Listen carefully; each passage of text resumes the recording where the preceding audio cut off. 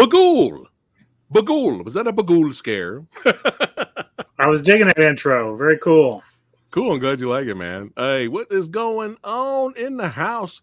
Samurai Guy is back with Anubis. That's right. Who be DJing up in these some bitches? You know what I'm saying? That's right. How you doing, brother? Doing great, man. You look good. Love seeing your face back on the air. Glad to be here. Very much appreciated, sir. Hey, man, I appreciate you guys and that are watching right now, and I really super appreciate you, Anubis, for going to bat and helping us out in our time of need. But we are back, baby. We are back. That's right. Who's here in the house? We got Jake Hall in the house. What is going on, brother? That's right. Oh, I'm gonna get it out now, Anubis. We giving a shout out to Neko. You know what I'm saying? DJ Neko. We gonna do it now. We ain't waiting to the We'll be back in a couple weeks, baby. Oh, it's party time. Oh yeah. I'm coming over. All right. That's it, man. We're gonna make it Coast happen. to coast. James in the house. Marco G. Oh, look at that. Bringing back the Mohawk. Loving the name there, man. And, of course, certified badass channel member, AJ Mason in the house. What's going on, man? Good to see you guys here. And we're back talking horror. That's what I love about, having this channel, man. We're going to talk about all of the genres that are kick-ass. You know what I'm saying? We're going to talk about the action. We're going to talk about the martial arts. And we're going to talk about horror, right? Because me and Anubis love our horror, man. And I had to bring him in on this one because I saw the trailer a while back and I was like, I'm not sure what this is. Like, is this a werewolf movie? I'm not sure. So I was like, I had to bring in the werewolf movie expert.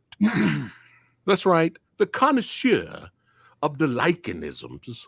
You know what I'm saying? I had to bring in Anubis. I was like, all right, he's the werewolf guy.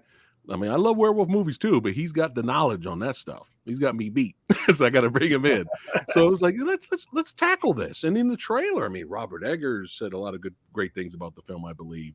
And if I got that wrong, I'm sorry. But I thought I saw his name there. But like, it looks like there's a lot of hype in the trailers and on the posters.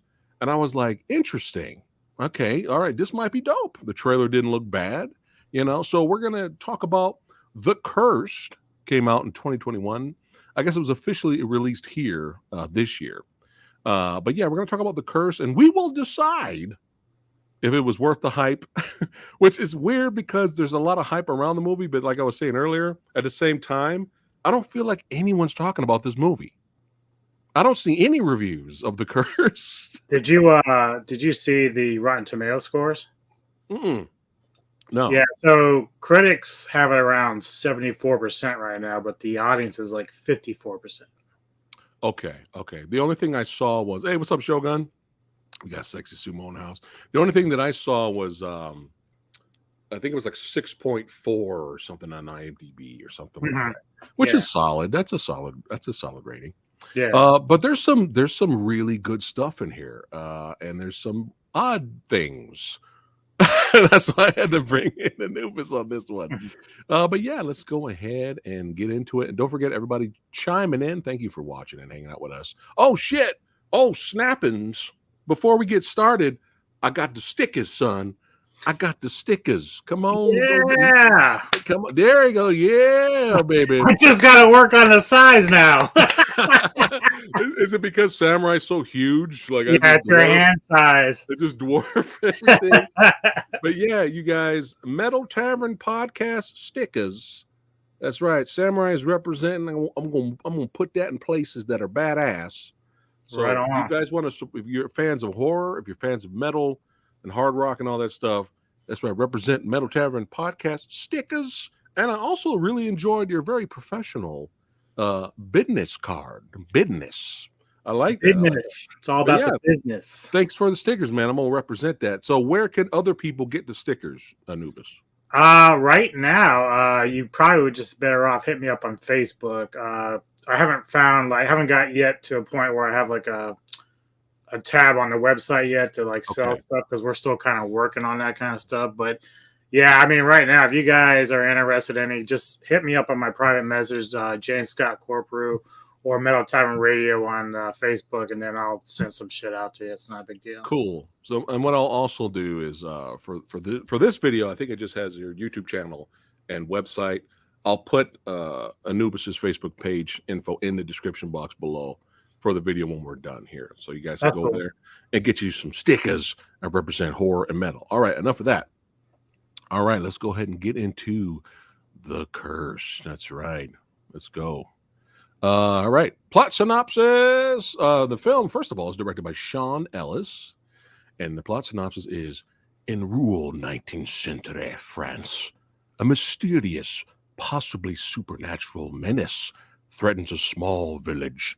John McBride, a pathologist, comes to town to investigate the danger and exorcise some of his own demons. Exorcise the demons in the process. That's right. Booyakasha. All right. That was a great review, huh? Let's go, man. Exorcise the demons. You got that, right? Yeah. Samurai Guy's all over the place today. Right. I love that. Yeah. I got my bootleg notes over here. My same here. Notes over here. But yeah, let's talk about. I'll go in deep. We'll deep dive the bullet points here. But let's just off the bat. What was some of the things you did like about the movie?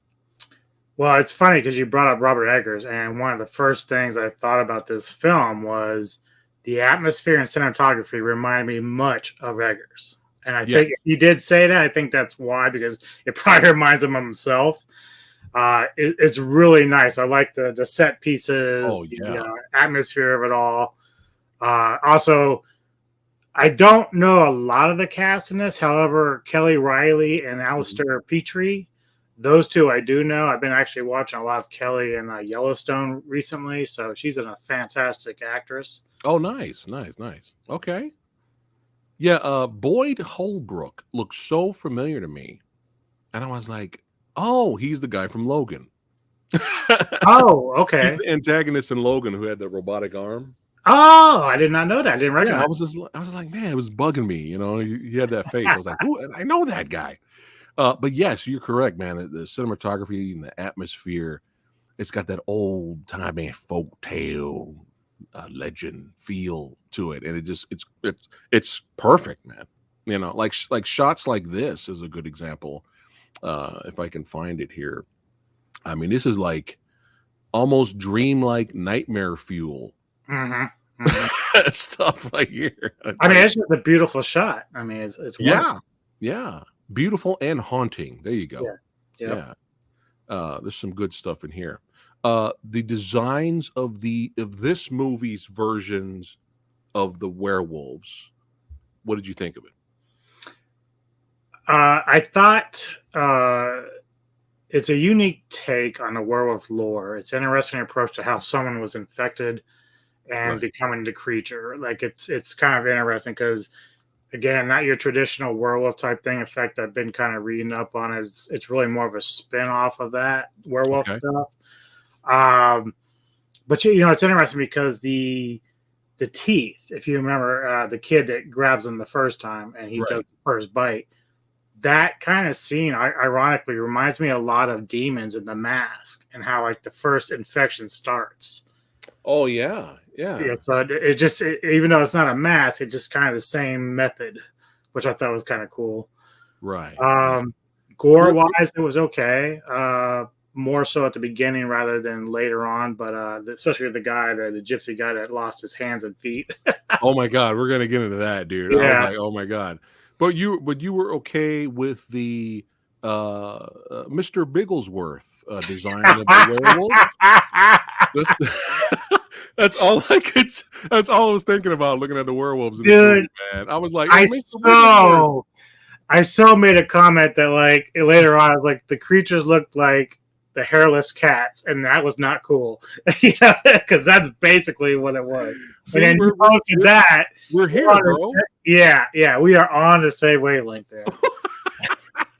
I don't know. I just thought of Mr. Bigglesworth, and for some reason, I wanted some roast chicken. I don't know. It was weird. But we're gonna get into it. Soundtrack's very good.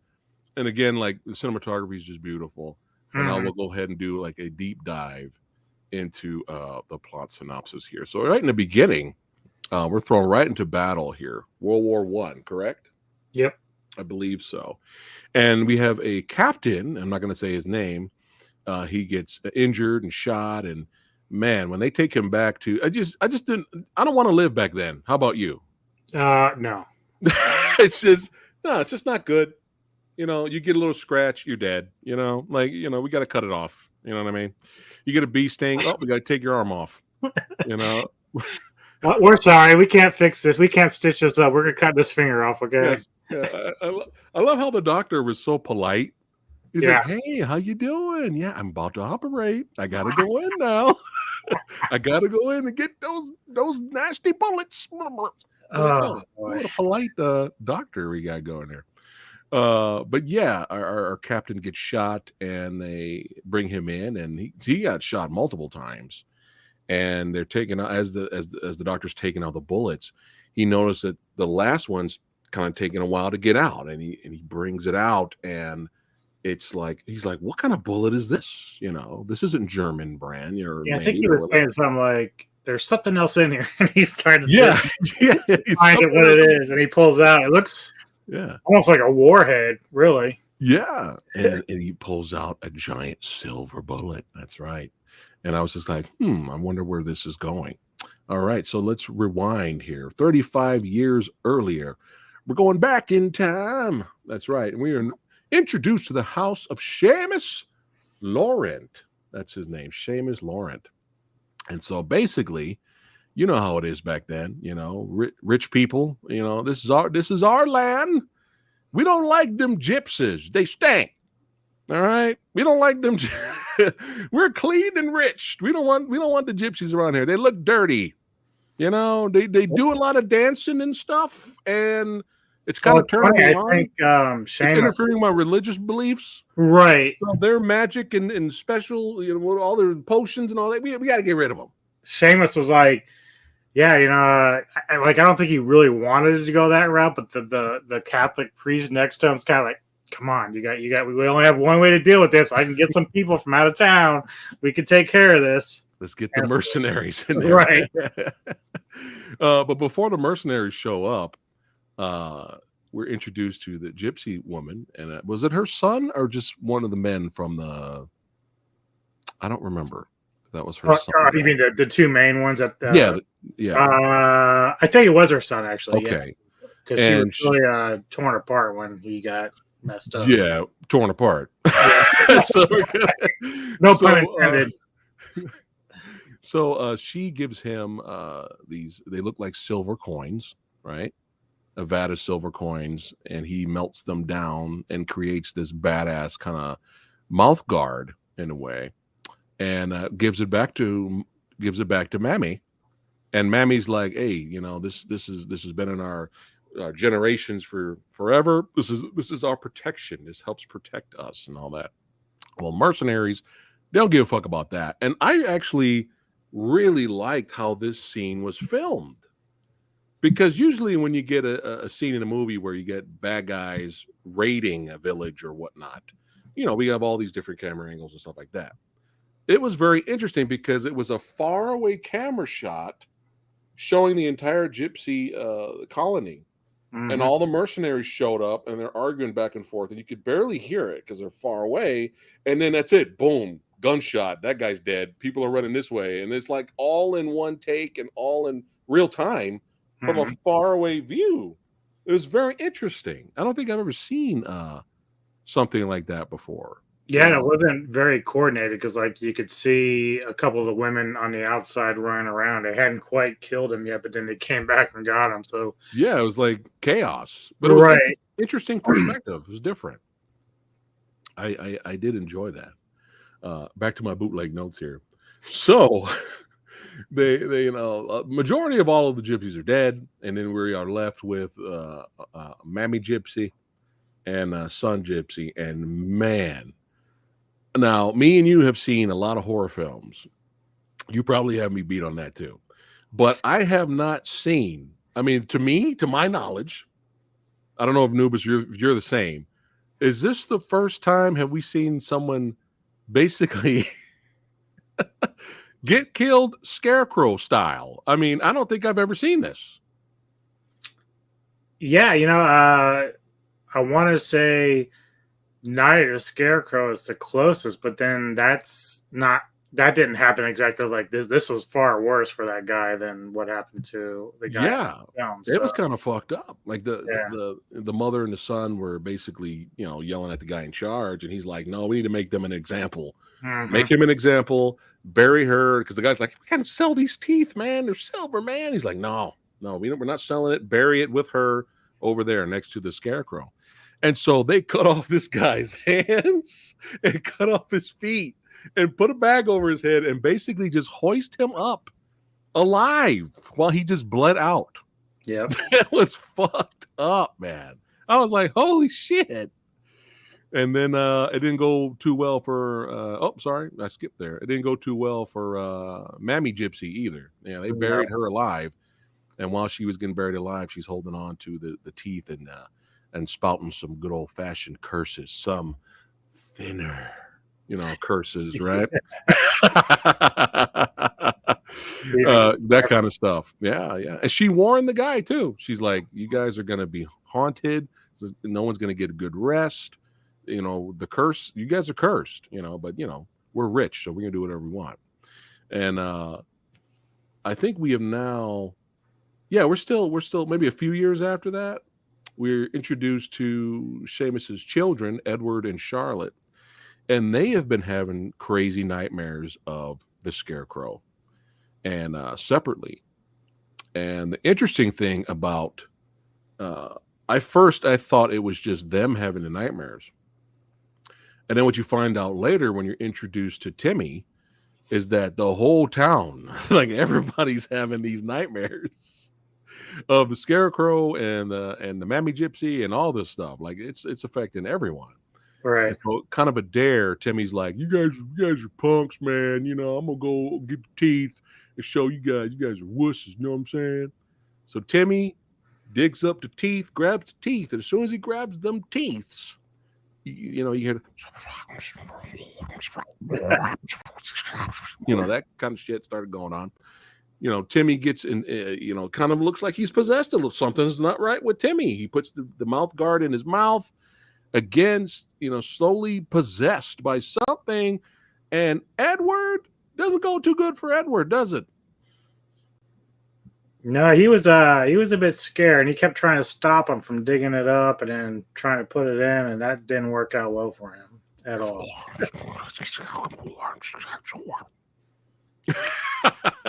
But yeah, he attacks Edward and just goes to some chomping. Goes to chomping. They bring Edward back, and it's just not looking good for Edward. And one night, Charlotte, his sister, goes to check on him, and he looks like he's transforming. Now, the transformations in this are not your traditional.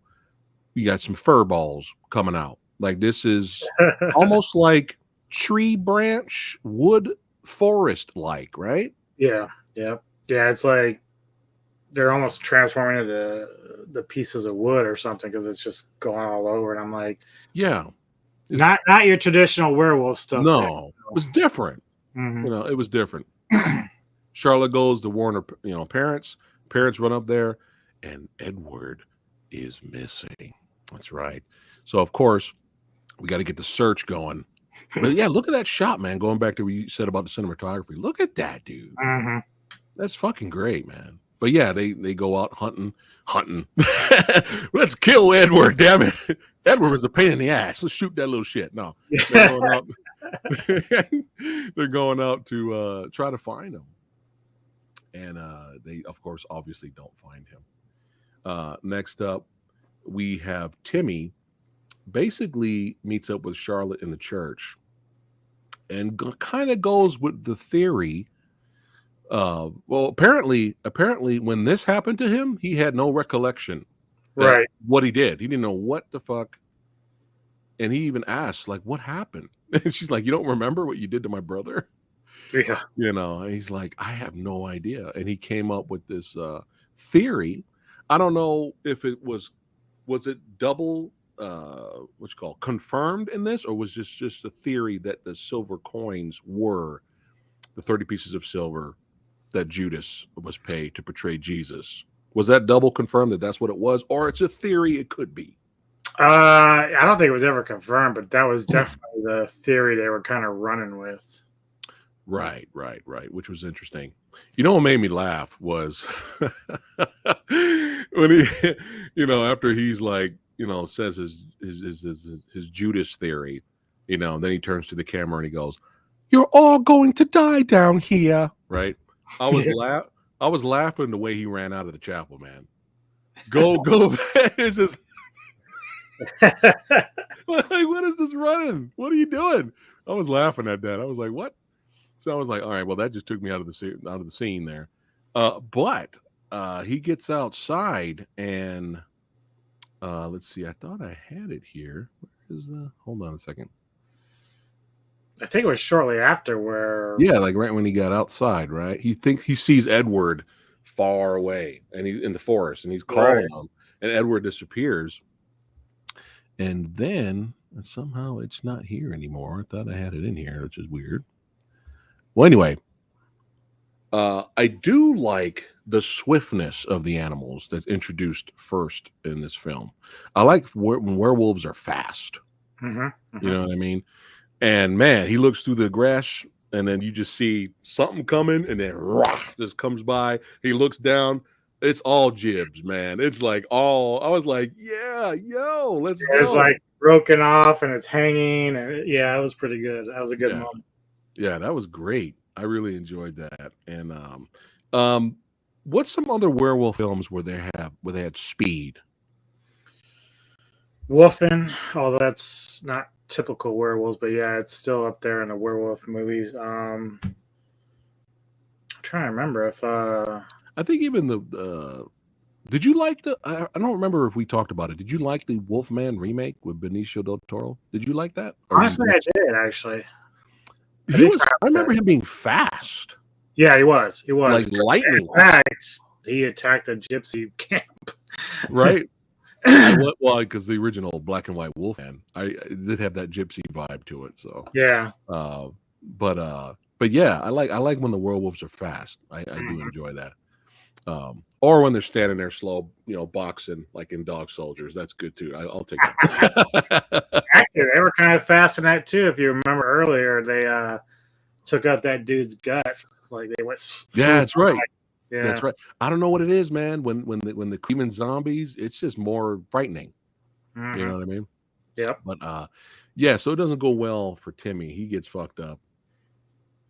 Let's see here. I think he crawled into like a little shed or some sort of box, and then he got finished off from there. Yeah. So then we're introduced to our boy here, John. What's his name? I had it here. He's the one who's been hunting gypsies, right? Like because it gets all revealed later right. why he's so interested in this and everything.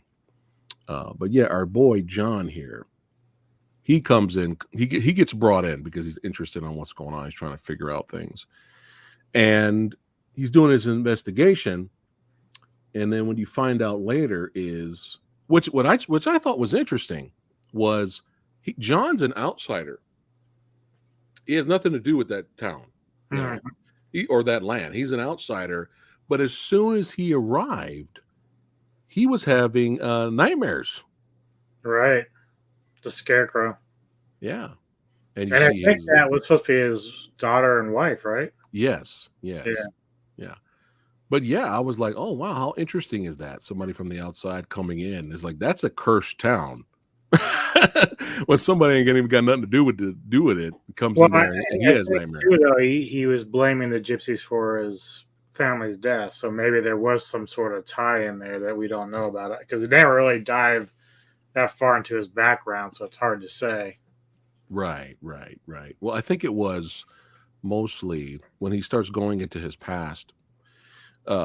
He calls it the wolf plague, and he says the original wolf plague came from the town. I'm trying to pronounce the town's name. I'm horrible with pronunciations. You and me both. All right, I'll come back to it, but we'll get back. We'll get back to it. I'm getting off my bootleg notes here.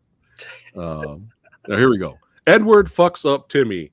Thumbs up over here on my notes. All right, we're back on track. Yeah. We're back on track.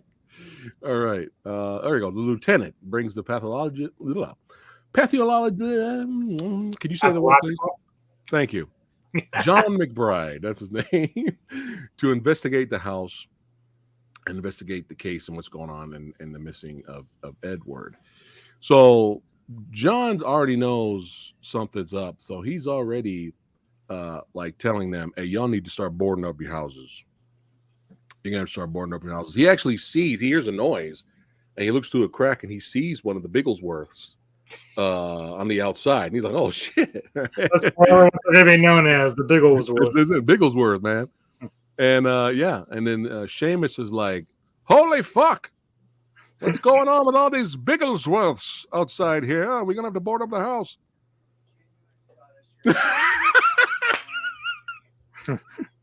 I don't know if you heard Lady Fat Blood, but she said that's the most genuine Scottish accent she's ever.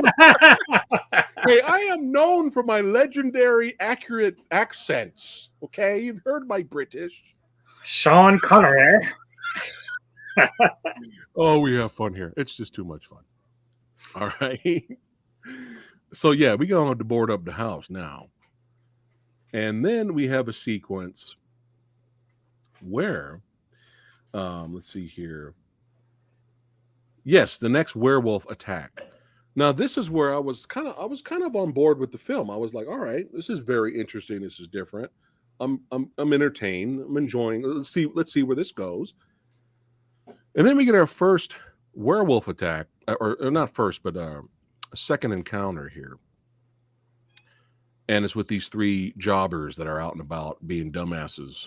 Like when they know there's a killer Bigglesworth running around or a murderer, could be a human being, you know. They're out there fiddling and diddling with some weeds and shit. So they go, stop laughing at me. Stop laughing at me. Anyway, it's fun. Let's see here. So I was just like, oh no, everything was going well until Thank you. Everything was going well. And I am so for creature feature type movies where you don't see it. You don't really see it that much. It actually works, especially when you don't have the budget to convincingly make the CGI amazing, right? You and do I. it in shadow or don't show it, right? Or if you have to show it, you have the one iconic shot. Like this is the best we had. This is the best practical effect or best CGI shot. Boom, here it is. Bagool, and then let it go back to shadows because everything. Yeah, I think that was my issue. Is like about this point you said we start seeing it. Yeah. And you know what made Jaws work so well is you didn't see the damn thing until nearly the end of the movie. So that's the thing. Like this, they had it going good. You had all this mystery and everything else going with this thing. Yeah, atmosphere. And all of a sudden, we're seeing it like left and right, and I'm like, okay, you ruined it.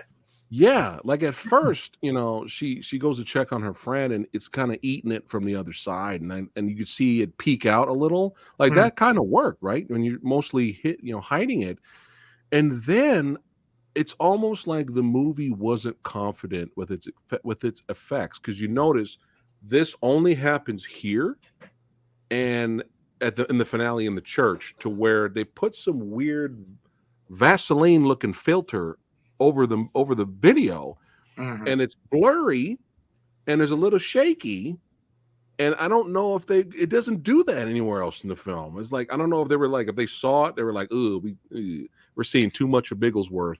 This CGI is not working. Right. Y'all got some Vaseline? All right, let's put some Vaseline on the camera there. All right. But yeah, it's just it was kind of taking me out of it. Some of it was okay.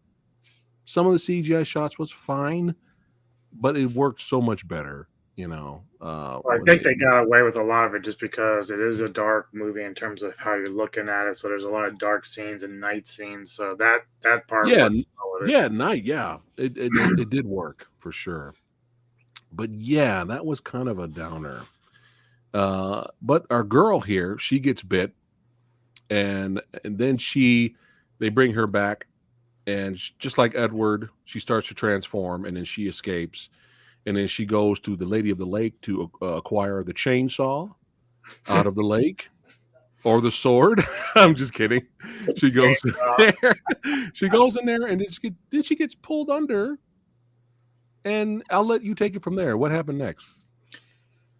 Actually, I don't remember that part. To be honest, because She the gets next thing I yanked heard, under by like the vines or whatever, the wooden vines or whatever that's coming out of her. She well, gets I yanked only under the. remember when what was it, John? Yeah. He caught her, and then he trapped her and killed whatever enclosure she was in, and then of course he started working on her on his table. That's the last thing I really remember. I remember her going in the lake. I just don't remember what happened pretty much after that. Yeah, he did the autopsy when she was fully formed. Right. The first, when she goes into the lake, she gets yanked under, and then the branch tentacle things pull her deeper into the lake, and then they kind of cocoon her. Yeah. And then later you see her as a full Bigglesworth. Okay. So yeah, it's probably what happened with Edward too. Like he wasn't water, I guess. Yeah, for sure. Interesting. Yeah. Well, don't love it. Don't love it. Don't hate it. Right. I give him credit for thinking outside the box. Mm-hmm, mm-hmm. So that really works for them there. But yeah, they probably just revealed it a little bit way too early. Right. Now back to the past here. So we have a discussion between Seamus's wife and John, and he's kind of letting her know that before the wolf plague that he assumes is happening in their town happened earlier, the same exact type of case in the town of Givadon. And if I said that wrong, I'm sorry. Givadon. And basically, the gypsies showed up after the aftermath. So it's just kind of like the wolf plague hit the town. His wife and daughter got killed in the midst of it. And so they had no choice but to bring in the army to come in and take out kill everyone basically. And then after that, John says the gypsies showed up, and basically what they said was the curse has had its revenge and now must be contained in gypsy silver. And then after that, the gypsies leave, and then you never hear of them again. And you can assume what happens is basically what happens at the beginning of the movie. Yeah, I like that they made a reference to the Beast of Gavadon, which was also the inspiration for one of my favorite movies, Brotherhood of the Wolf. That was sort of that thing. So I'm glad that they did kind of make a reference to that as well. Good catch. Good call. Yeah, nice. Yeah, if you said it the way I said it, so I feel good.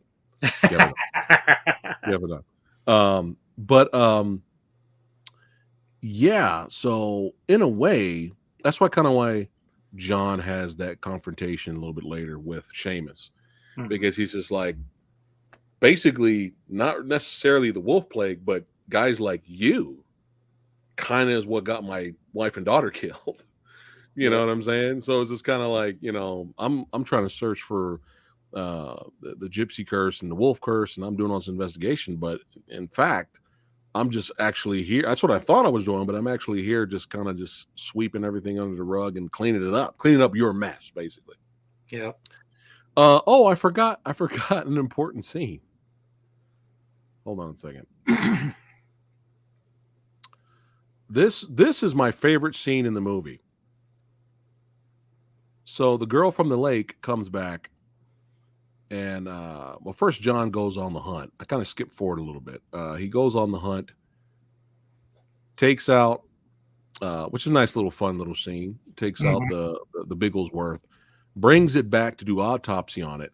This is my favorite part of the movie. Yeah. This is fucking amazing, dude. Like practical effects, makeup. There was a little bit of CGI stuff, but not like distracting. But yeah. Dude, when he does the autopsy on the Bigglesworth, this is fucking phenomenal. Yeah, I like that a lot. This is great.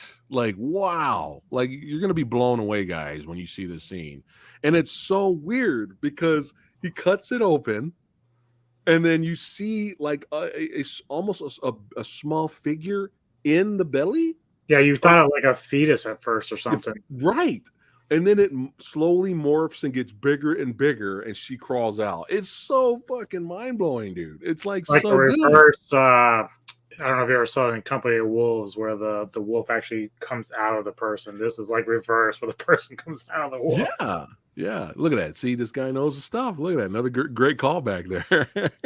But yeah, dude, this is my favorite part of the movie. This was so good. Like, wow. Like, And creepy as hell too. That was a good creepy scene. Yeah, yeah. And there was tension. Mm-hmm. You know, there was tension because the guy didn't want to kill his That daughter. was his daughter. Yeah. Yeah. He's like, that's not your daughter anymore, man. You got to take the shot. You know, you got, we got a little lag going. Are we okay? Lag? Where? Who's lagging? Oh, looked like we were lagging. Oh, we're good now. Okay, cool. As long as we're good. But yeah, fantastic scene, man. That was so good. All right, next up for the for the notes here. Hold on a second. I have it written down here. All right. What made me laugh was Nana said, "Fuck you, I'm out." That was hilarious when the Nana and the butler just bounced. They just said, "No, we're out." No. I mean, after seeing this, the butler was like, "Nah, dude, we're out." It's like, what have you gotten us into? We're the hell out of here. Screw this shit. So I have this written down on my professional notes over here. This is what I have written here. Fuck the laundry. What are you doing? The whole time that scene was going on, I'm going, those guys are out there. You can't see a damn thing where you're at. And why are you outside of that house? I'm like, you've got to be kidding me. Look, we just gonna stank. All right? Fuck it. We ain't showering. We ain't washing clothes. We gonna wait it out till this wolf curse leaves and these werewolves or these Bigglesworths are dead. No, I'm gonna go out. We need clean sheets. We need clean sheets. Well, it doesn't go well for our maid here. She gets bit and runs away. And I was just like, fuck the laundry. What are you doing? Which it should be noted too. I know we didn't really mention it, but not only because the maid did the same thing, but the young girl Charlotte, who's the sister of Edward, she was part of that group when Timmy and them all found the teeth and everything broke out. Well, they were all quiet. They didn't tell any of the adults what had happened. Right, they made a promise. Yeah, right. So it's like, the adults are trying to figure all this shit out, but the kids are like, we're not saying shit. Right. We don't want to get in trouble. Yeah, thanks for bringing that up. I missed that. I forgot to mention that. But it's a perfect segue because John goes to Charlotte and talks to her, and she talks about the promise they made, and she lets him know where the teeth are, and the teeth were located in the church.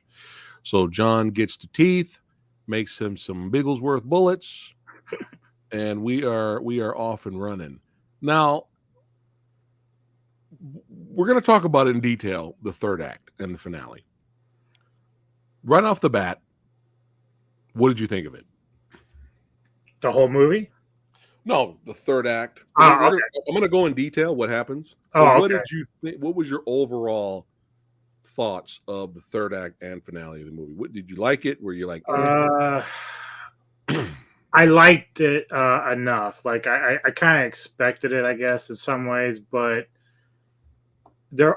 I'll probably get into it more once you've gone into depth with it, because there is some problems with it, just because I think it's a little confusing at the end with the silver bullets. Like some of the stuff just doesn't make sense to me, but yeah, well, I'll touch on that a little more. I mean, I liked it in terms of like what happened, where it happened, and like I said, I kind of expected the thing with Kelly Riley's character and what happened there with that. So yeah, you knew that was going to probably happen. So you were fine with it, right? We were right. Yeah. I'm exactly like you. I was fine with it. Like it was entertaining enough. It wasn't bad. but some things kind of bothered me. Oh shit! What? Mr. Tony the other day? Tony. Just now seen him. And what's up, brother? Good to see you, man. Thanks for popping in for a bit. Come, Mr. Bigglesworth. That's it, man. I'm on a roll. Man. All right, so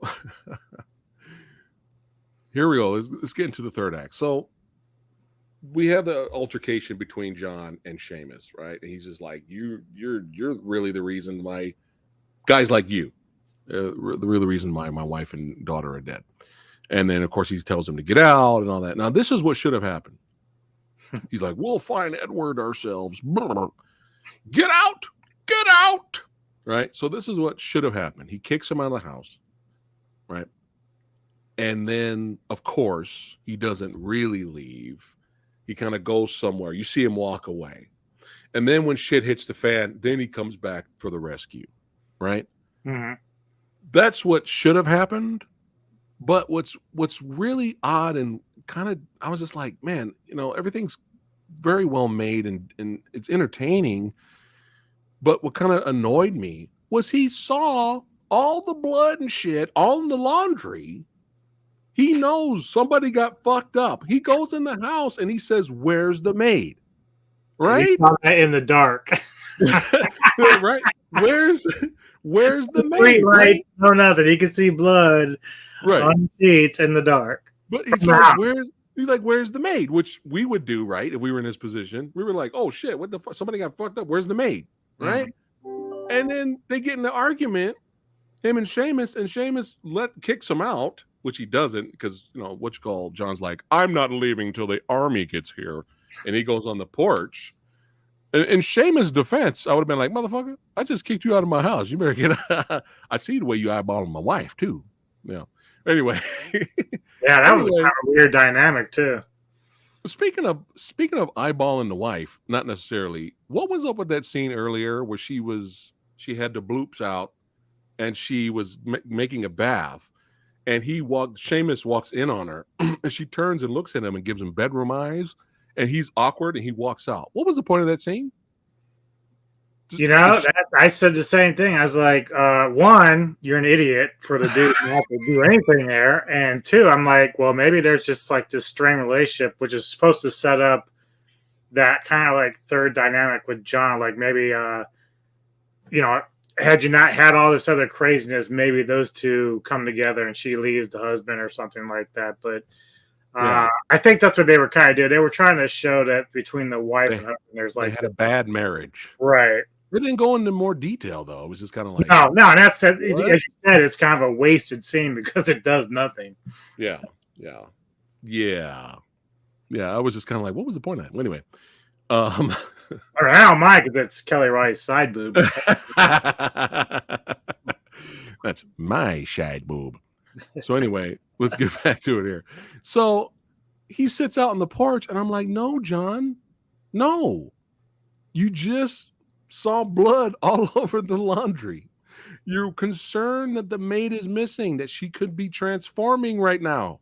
What are you doing on the porch? This kind of took me out of the finale because it was just like, well, what do you think happens next, Anubis? What was her name? I forgot her name. It was Annis or something. I forgot what her name was. Oh, the maid? Yeah, something like that. So what happens next? She transforms and attacks Seamus. Seamus hears noises and he goes up there to look and he gets attacked. He gets fucked up and he shoots the maid. And I'm like, John, it's like it didn't make sense. Well, it doesn't make sense for two reasons. What we learned up to this point is there's really like two parts to these creatures. You have the outer skeleton, which is basically your wolf. Right. And the person inside. And if I recall, one of the first ones they shot just a creature in the head and it died for some reason. Right. Then the second one they caught was impaled on John's trap and he supposedly killed that outer skeleton. Right. Until they cut it open. But then like we know at the very end Edward's gonna be there. Right. But we never find out exactly what happened to Annis's werewolf, so to speak, because I think. Oh, he shot her in the face. Oh, did he? Okay, I Yeah, must have missed that it part. was like really quick. Yeah, That's why well, you yeah, see her laying there when John goes to investigate after the fact. right. He's like, no, he should have been like, he's like, no, I'm not. He's like, I'm not leaving till the army shows up. How about you search the rest of the house for the goddamn maid, John? Since you have the theory that she got bit, oh fuck it, I'm gonna chill on the porch. That was Well, just I like how when they finally, the parents finally realize what's going on, they hear noises upstairs. Like it all starts with like this ruckus that's going on upstairs, and yeah, they have to go investigate it. yeah, yeah. So Seamus gets bit, and he goes, well, I know what's gonna happen to me, so fuck it. Tell my wife and daughter I love them, and here we go, going out, blaze of glory. And he burns himself, boom. So he's dead, he gone. Yeah. Which I don't know. I kind of wanted him to die a little worse, but whatever. I mean, at least he died, I guess. So that leaves John. The house is on fire at this point, so he's just trying to rescue the wife and daughter. He leads them to the church, but we have a run-in with Nana. Nana didn't make it. The wagon got fucked up, and she didn't make it. Where the Bigglesworths got him. Mm-hmm. But here was another thing I was like, let me ask Anubis about this. In the history of all that is the werewolf movie, has the werewolf ever smelled or sensed a silver bullet? Okay. And Because that comes to one of my big problems here with this movie. okay, let's go. Obviously, we start with the movie where the silver teeth kind of starts the entire thing. Right. Now, we're accustomed to werewolf movies where silver is actually the kryptonite of the werewolf. It kills it or hurts Right. it severely, no matter what it is, underworld, howling, whatever. Yeah. Now, towards the end of the film, somehow we're supposed to believe, I know you haven't quite got to it yet, is that being shot with a silver bullet somehow will save the individual inside the exoskeleton of the creature. And they really never explain that at all. I kind of call bullshit, to be honest. I mean, if you want a happy, well, not really, it wasn't really a happy ending because you know what happens to him as an adult later. Right. But yeah, it's just kind of like, I don't know. But I mean, this is a world it's its own world with its own rules. Mm-hmm. So they technically can do whatever they want in their defense.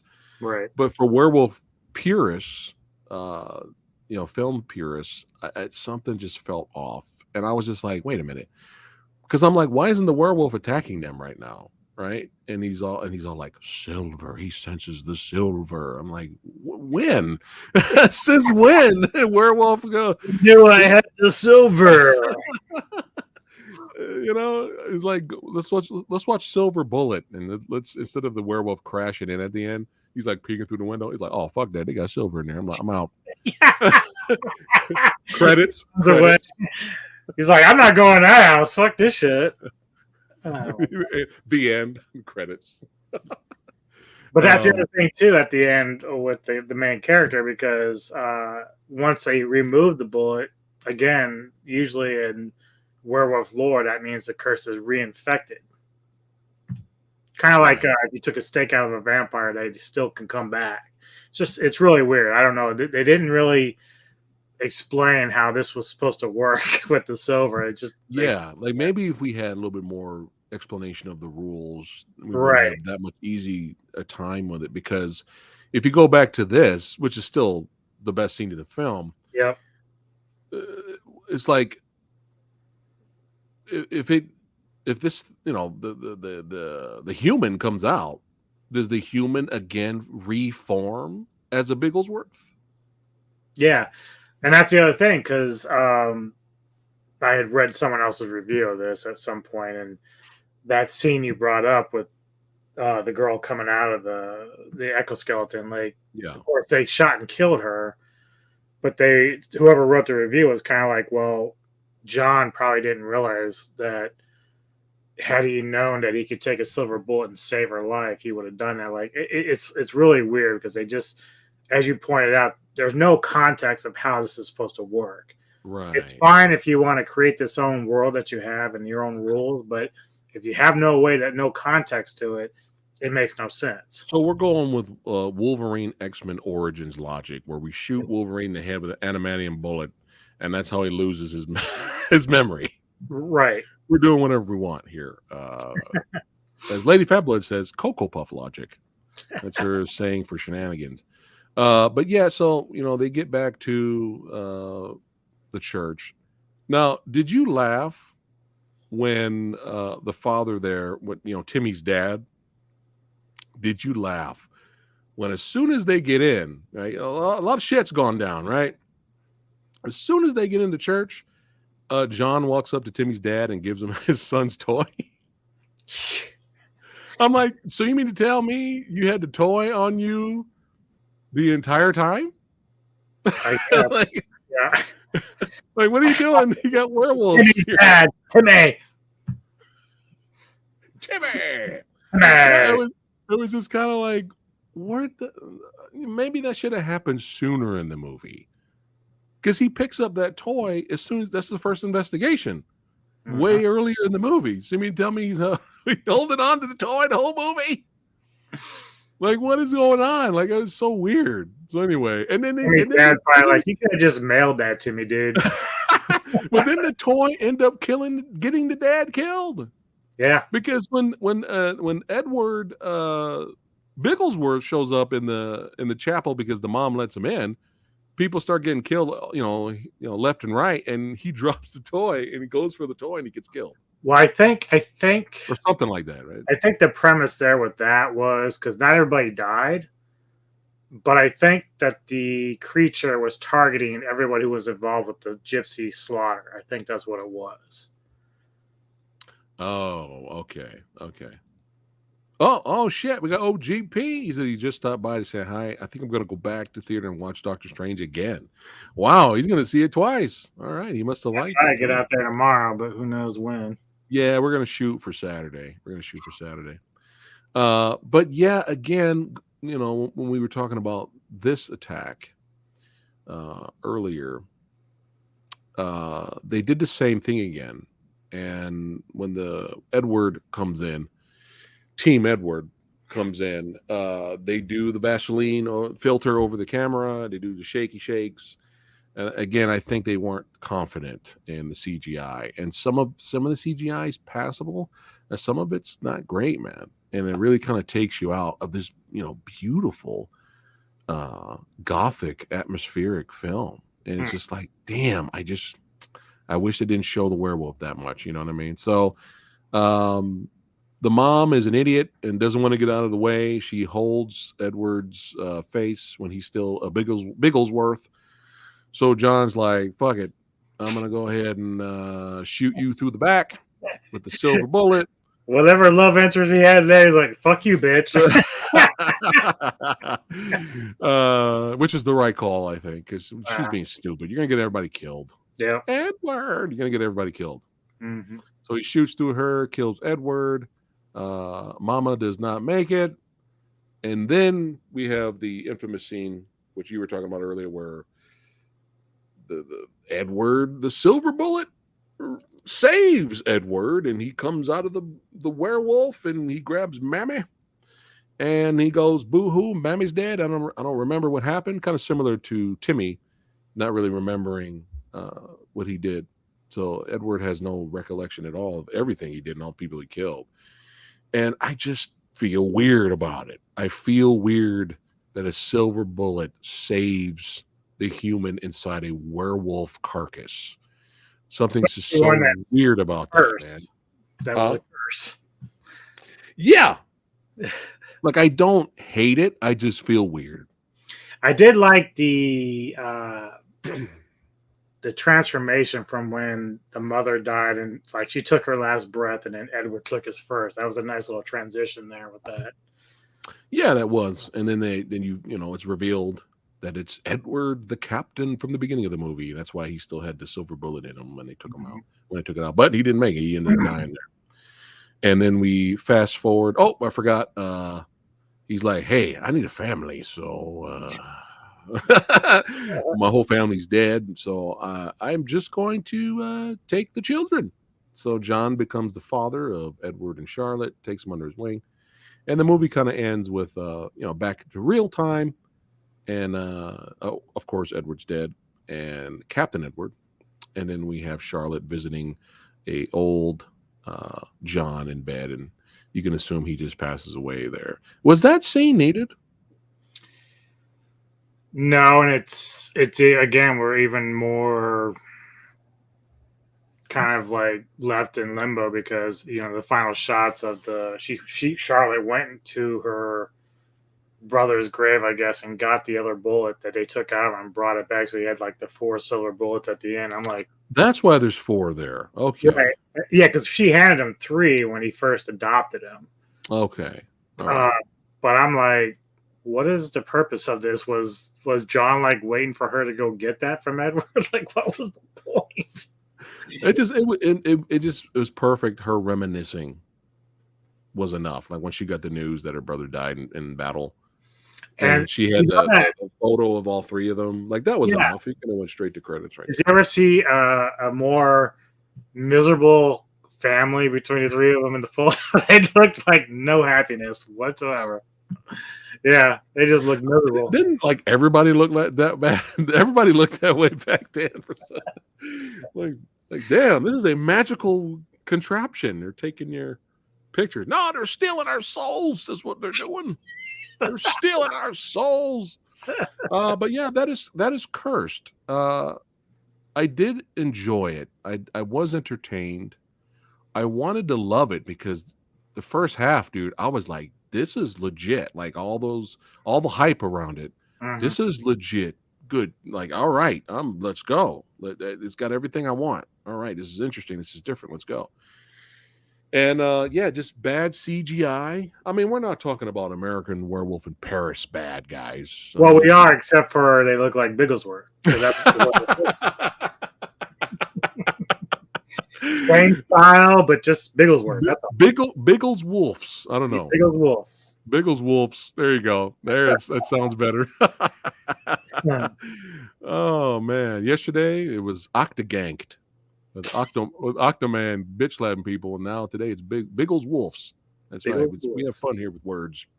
But yeah, let's go ahead and rate this sumbitch. The Cursed Anubis. What do you give? Be honest. What do you give? C is average. C is average. Oh, actually, I always do like a 1 through 10. Okay, you can do that. That's fine. Basically, I'm kind of right there with the audience. Audience has like a 5 point something. I'm going to give it a 6 out of 10. Okay. It's got a unique premise. It does have good cinematography. The acting is not bad in it. No. But as we agreed, it starts to lose its way about midway through, and the reveal kind of like just it's lackluster. Like you kind of want not to see it for a while longer. Right. And again, that whole Maid thing and John not investigating the obvious. Right. Because he didn't do that is what got everybody killed. Right. What got Seamus killed and shit. It was just kind of if you think the maid is the thing, then you go search for it. Yeah, you go search. That's why I said it would have made sense if Seamus kicked him completely out and he left. Right. That would have made more sense. But we're being nitpicky, but it just kind of bugged me a little bit because it's like, John, come on, you were cool the whole movie. You're making dumb decisions. Oh, the actor Brad? No, we can't call these true werewolves. No. Yeah. Well, would you do you put this in the werewolf movie genre though? It's just different. Yeah, you kind of have to. I mean, because it's playing off the whole spin-off of it. It's the lore. It's not going to be the greatest werewolf movie ever, of course, but it's sort of up in there. Okay. It's unique.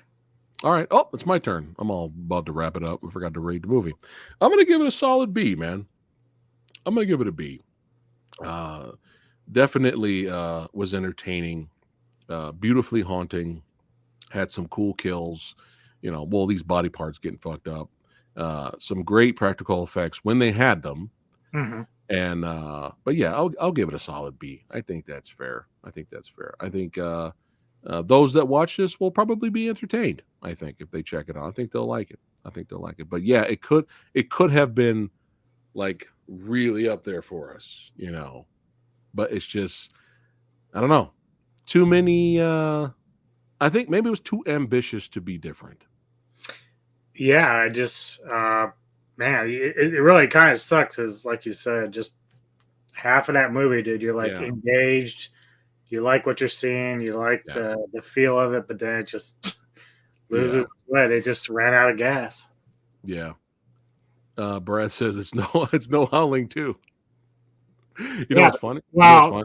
Sybil Danning would have made this like. And, You know what's funny? I think I'd rather watch Howling 2 than this.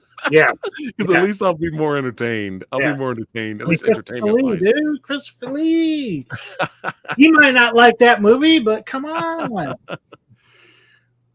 Oh, you just now watched the trailer? All right. Well, we just spoiled the whole movie, so I don't know if you still want to watch it now. Don't watch this if you watch check out the movie.